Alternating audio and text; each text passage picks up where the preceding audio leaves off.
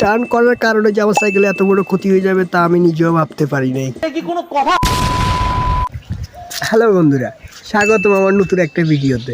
তো আজকে হচ্ছে যাই রমজানের তৃতীয় দিন। তো আলহামদুলিল্লাহ আমি রোজা রাখছি। দেন হচ্ছে গিয়ে আজকে আমার সাইকেলটা নাই, যার কারণে আমি একটা নতুন ব্লগ দিতেছি। সেটা হচ্ছে যাই আজকে পুরো দিনে অর্থাৎ তৃতীয় রমজানে আমি কী কী করতেছি ওইটা নিয়ে আজকে ব্লগটা।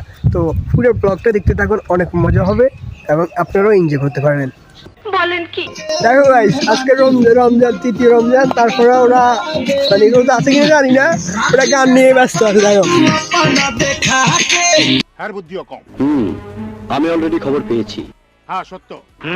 আজকে থেকে বল খেলবো, তাই জন্য বল আর কস্টিপ নিয়ে যাইতেছি। সব কিছু নেওয়া হয়ে গেছে, এখন আমরা চলে যাচ্ছি বাসার দিকে।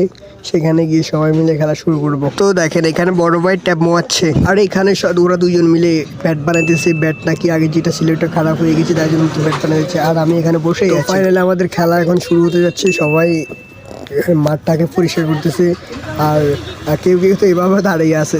এখন খেলার জন্য সবাই দুই দলে ভাগ হয়ে গেছে, কিছু ফিল্ডিং করতেছে, কিছু ব্যাটিং করতেছে। তো আমি যেহেতু ব্যাটিংয়ের পক্ষে হয়েছি, তাই জন্য আমি এখানে বসে আছি। একজন তো বুস মারেই খেলা শুরু করে দিয়েছে।